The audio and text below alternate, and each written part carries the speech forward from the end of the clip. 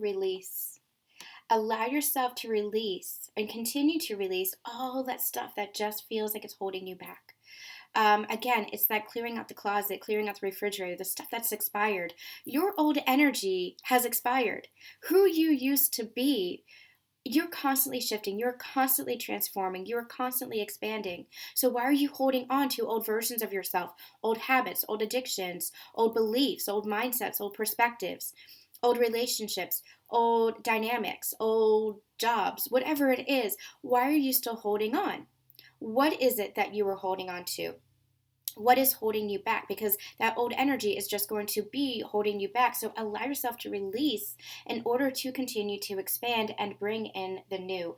That's what this new moon actually feels like. It's interesting. It's not a full moon, it's a new moon, but this new moon really feels like releasing in order to manifest and bring in the new. It's like donating your old clothes in order to get a new wardrobe, that kind of thing. Cleaning out the fridge in order to fill it up with healthy groceries, that kind of energy. Clearing out the old in order for the new to really anchor in order for you to really embody the new. Now, what I'm hearing is your ego might be a little bit shaken up by this, by what you've experienced in the past, by the transformation you've been through. And when I say shaken up, it's not necessarily a bad thing. It's not a negative thing by any means. It just means that your ego likes comfort. The ego likes comfort. The ego is meant to protect. The ego is meant for survival mode. It's your identity as a human. The more you go along this ascension journey, the more you recognize that you're not just your human identity. Yes, that is the role that you're playing in this incarnation, and you can love it. I love being Susan. I love the life that I chose and that I've created for myself here. Even the experiences, no matter what that experience is, I can recognize that the experiences were catalytic events for my growth and for my expansion and how I've grown and learned from everything that I've been through. Even the stuff that was tough, for lack of a better word, even the stuff that was tough.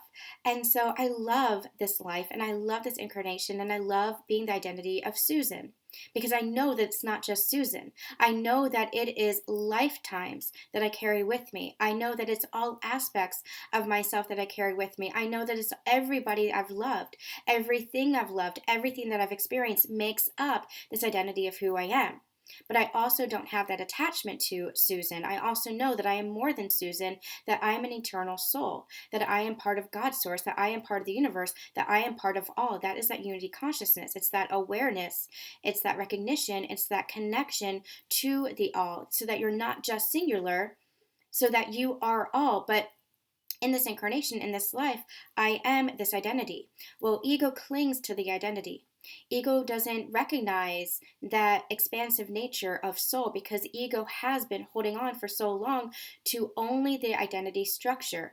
The ego had been programmed in this false matrix to only hold on to what it knows. And that's where any change that comes in, it creates uncertainty, it creates doubt, it creates fear. Not because it wants to, not because it wants you to fear, but because it's trying to protect you. It's like if something comes up, the ego goes, "Oh, we've experienced this before, and this brings about pain. So let me close our heart. Let's put the guard up. Let's protect ourselves." Well, soul is starting to sing louder and starting to say, hey, we may have experienced this in the past, but that doesn't mean that we have to experience now. We can change the program. We can change the pattern. We can recognize that we are in the present moment. We're not in the past. Ego lives in the past and anticipates the future. Soul is anchored into the very present.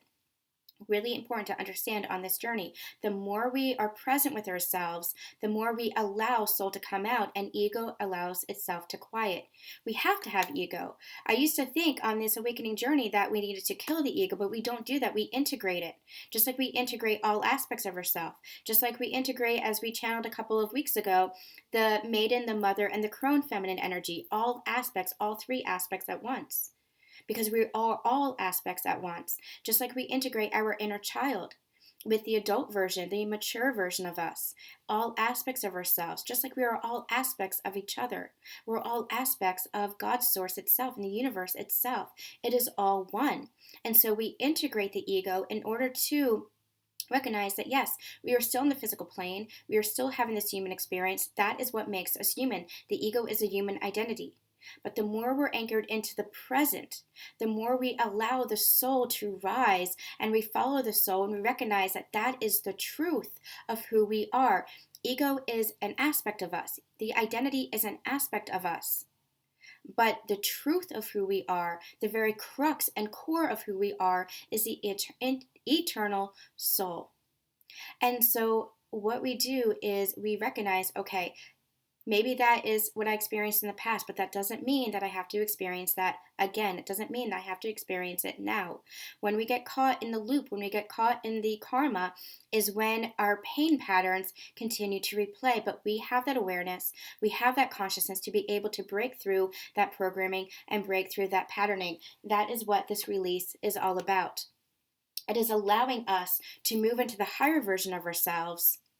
And even though ego might be a little bit like, oh, this is new, we're trusting that, we're having faith in that, and we are surrendering to that release.